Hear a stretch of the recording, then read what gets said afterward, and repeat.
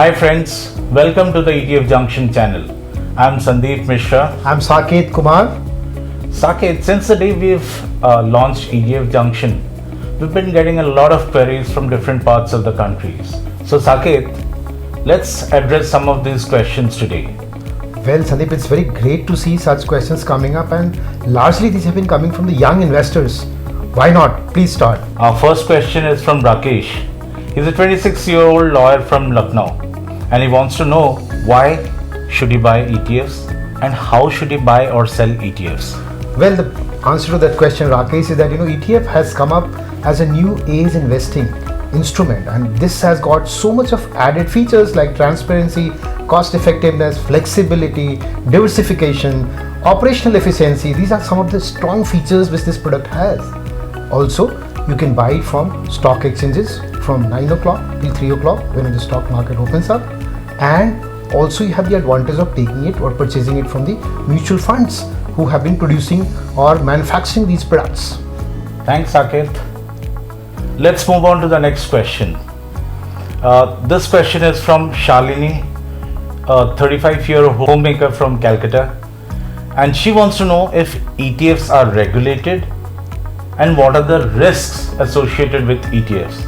Now Shalini, I'll take the first part. Are ETFs regulated? Yes, ETFs are a part of mutual funds and have the same regulatory as mutual funds, and which means that SEBI is the appellate authority for regulation for ETFs and mutual funds.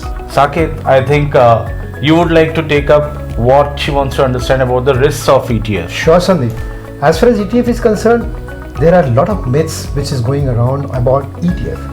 It is not risky. See, the riskiness of an ETF depends on the inherent holdings. So if the inherent holdings are risky, for example, you can invest in crypto. There are ETF which are from crypto.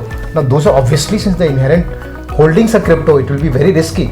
But there are ETF which invest in bonds, GSEC. They are very safe. So just to answer it in a short form, ETF's riskiness depends on the inherent holding. True. Thanks, Saket. So the next question is from Dr. Imad, a 42-year-old doctor from Hyderabad, and he wants to understand about the taxation treatment of ETFs for individuals. Good question. Whenever you make an investment, it's very important to understand the taxation aspect of it. Just to give a sense on the taxation, ETF is a part of the mutual fund investments, and all the taxation which is available for mutual fund, whether it is debt, equity, commodity, exactly same treatment is made for ETF investments. Thanks, Saket. So coming to our next question, this is from Simran, who is in Bangalore and she works for some IT organization. She wants to understand that are ETFs only equity? No, Simran. In India, we have three different asset classes of ETF: debt, equity, and commodities. But globally, you have multiple asset classes dealing with ETFs. Saket, would you like to tell Simran something about the global asset classes of ETFs? Why not? Simran, see, ETF is the best instrument when it comes to the variety. It gives you an entire diversification as far as asset classes are concerned. The strategy of investing, whether it's growth or value or other different aspects of investing. When we come to a couple of global different varieties which is available, which is yet to come to India, they are alternative investments making a lot of splash. They're crypto investments, forex. There are one stock investment, reverse, leverage. There's a whole host of basket available, and that is why it is catching up so fast globally. We believe very soon the regulator will clear some of the proposal which the existing mutual funds have already applied for, and we would see such funds in our portfolio very soon. Thanks, Saket. Now, Saket, coming to the last question for today. This question is from Selvi from Chennai. She's a teacher, and she wants to understand what is the minimum investment in ETFs.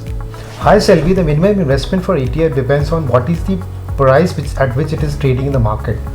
It can be as less as 40-45 rupees. And look at the beauty of ETF. At 45 rupees, suppose you buy a Nifty ETF, you are covering almost 50 stocks from 17 sectors That's the beauty of investing and getting that diversification, right? But the price of ETF would depend on different. Suppose some ETF has lasted for, let's say, longer time period, it must have gained in the value, so it could be 100, 200, it all depends. But as I said, it could be as low as 40 rupees. Now coming back, this is an instrument which has all such added advantage. Thanks, Saket. I think we've answered a couple of queries on ETFs today, and we hope that it's of value for you. Friends, for any such questions which come to your mind, please visit ETF Junction and visit the Academy section of ETF Junction, and you will find a lot of answers to your queries. Thank you. Thank you so much.